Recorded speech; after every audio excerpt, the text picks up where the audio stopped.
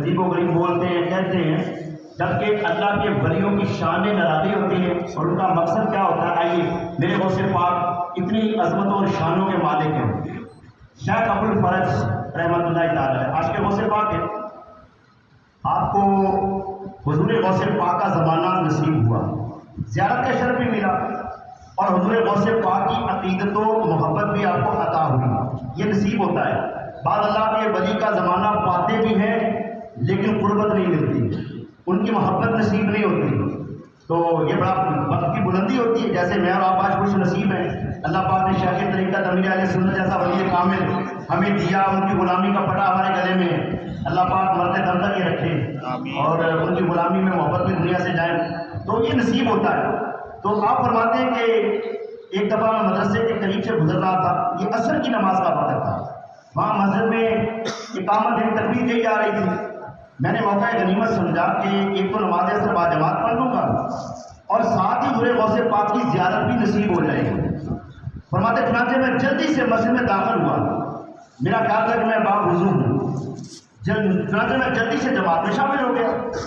حضور غوث پاک کی ابتدا میں نماز پڑھی، جب نماز سے فارغ ہوئے نا تو دلوں کے حال سے باخبر بھولے بھٹکوں کے راہبر میرے غوث پاک رحمۃ اللہ تعالی علیہ میری طرف متوجہ ہوئے اور فرمایا، اے بنیا، اے بیٹے، الغفلۃ شاملۃ لک، فرمایا کہ غفلت نے تمہیں گھیر لیا ہے۔ اللہ نے فرمایا، قد صلیت علی غیر وضو، بیٹے تم نے بغیر وضو کیے ہی نماز پڑھ لی ہے۔ خطب ابدال بھی ہے، محو ارشاد بھی ہے، مرکز دائرہ سر بھی ہے عبد القادر، اس کے فرمان ہی سب شارے حکم شارے، مظہر ناہی و امر بھی ہے عبد القادر، یعنی ہمارے غوث پاک عبد القادر ہیں، یعنی قدرتوں والے رب کریم کے بندے۔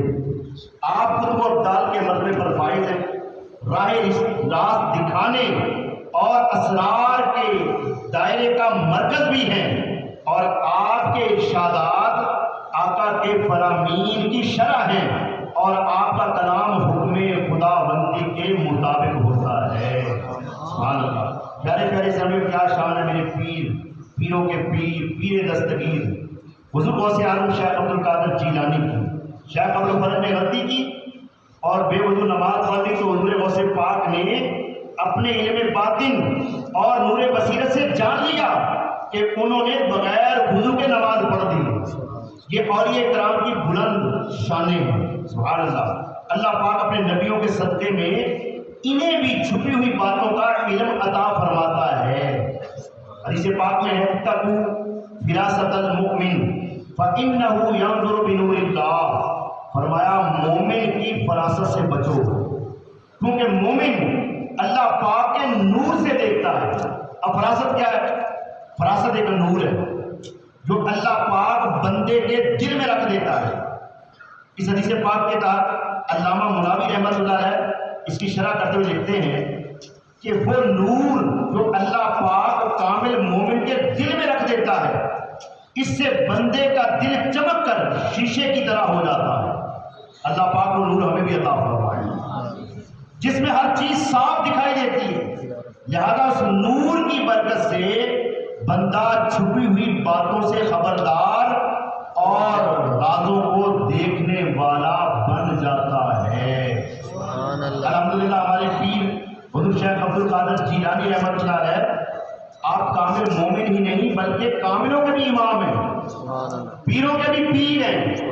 آپ کو رب کریم نے نور فراست عطا فرمایا، آپ کی تو کیا ہی شان ہے، آپ خود فرماتے ہیں، اور بڑی زبردست بات آپ نے ارشاد فرمائی، فرمایا اے لوگو، اگر میری زبان پر شریعت کی روک نہ ہوتی تو میں تمہیں بتا دیتا جو تم گھروں میں کھاتے ہو اور جو بچا کر آتے ہو۔ اللہ اکبر، فرمایا تم میرے سامنے شیشے کی بوتل کی طرح ہو، تمہارا ظاہر و باطن سب کچھ نظر آتا ہے۔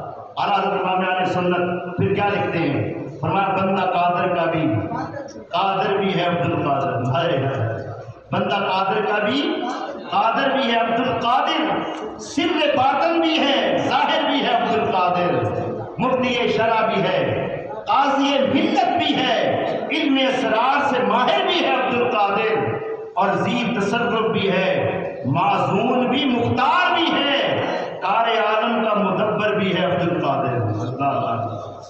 پیارے پیارے صاحب ہم نے واقعہ سنا، شیخ ابو الفرج ان سے بھول ہوئی، آپ نے بے خیالی میں نماز پڑھ لی بغیر وضو، اس پر ہمارے پیر عبد القادر جیلانی رحمۃ اللہ علیہ نے فوراً کی اصلاح فرمائی اور بتا دیا کہ تمہارا وضو نہیں تھا۔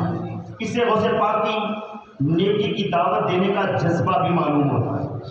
اللہ اللہ اللہ، آپ الحمدللہ بیانات بھی فرمایا کرتے تھے، بڑے بڑے اجتماعات میں پورا سر بیان کر کے آپ لوگوں کی زندگیوں میں انقلاب بھی پیدا کر دیا کرتے تھے، مدرسے میں پڑھایا بھی کرتے تھے، اور اس کے ساتھ ساتھ آپ انفرادی طور پر بھی لوگوں کو سمجھا کر ان کی اصلاح کا سامان کیا کرتے تھے۔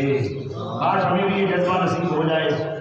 عام طور پر اجتماعی نیکی کی دعوت کا سلسلہ ہوتا ہی رہتا ہے، مبلغین بیانات کرتے ہیں، درس دیتے ہیں، social media, T V channels کے ذریعے بھی لوگوں کو دوسروں تک نیکی کی دعوت پہنچا رہے ہوتے ہیں، مگر انفرادی طور پر کسی کو غلطی کرتے دیکھا تو اسے سمجھانے، نیکی کی دعوت دینے، اس کی اصلاح کا سامان کرنے میں آج بہت کمی نظر آتی ہے۔